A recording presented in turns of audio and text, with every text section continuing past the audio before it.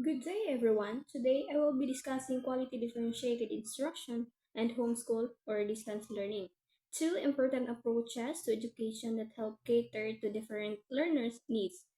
But before that, let me read first our objectives. At the end of this lesson, students should be able to explain the concept of quality differentiated instructions and homeschool or distance learning, analyze various strategies used in quality differentiated instructions and homeschool or distance learning, appreciate the significance and benefits of quality differentiated instructions and homeschool or distance learning in education. What is quality differentiated instruction? Differentiated instruction is a teaching approach that adjusts lesson plans based on students' learning styles, interests, and readiness levels. Instead of using one size fits all method or single method, this strategy allows students to learn in a way that works best for them. Imagine you have a class where some students grasp new concepts quickly, while others need extra support. If I, as a teacher, only use one method, like a lecture note or assigning a worksheet, some people might struggle and others might get bored. Differentiated instruction ensures that every student is engaged and challenged at their own level. According to Carol Ann Tomlinson, a key figure in differentiated instruction defines it is a method that tailors learning experiences to meet diverse students' needs. This means that teachers modify content, teaching styles, and assessment to ensure all learners can succeed. Why is differentiated instruction important?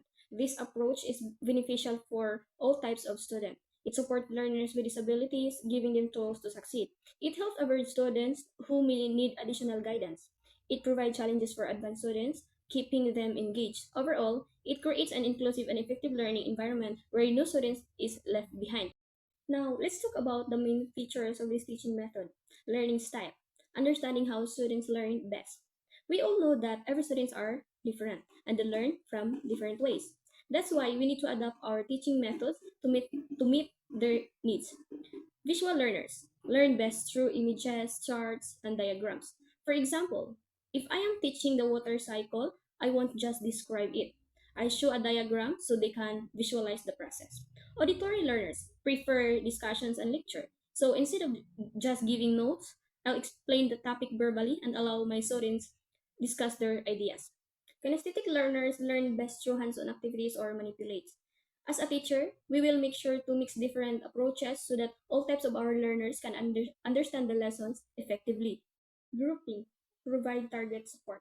Students learn better when they collaborate, but sometimes they need extra support.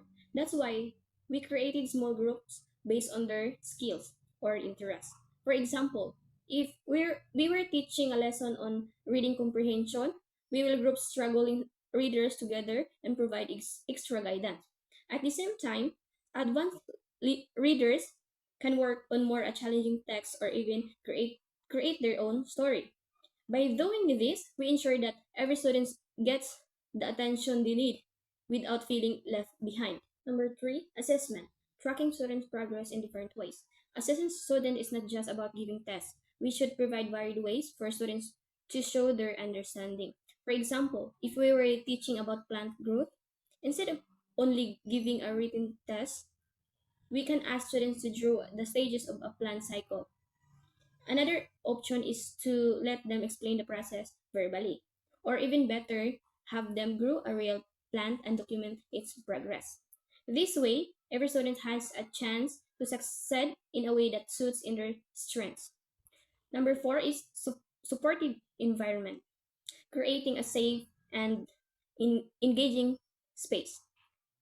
Lastly, the classroom should be safe, respectful, and an encouraging place for the student so that they are not distracted. If a student makes a mistake, we don't say you're wrong. Instead, we say, let's try a different way together. Encourage students to ask questions without feeling embarrassed. We will make sure that every student feel valued and confident in their abilities. So, as a teacher, we must be flexible and adjust our teaching strategies based on how our students learn.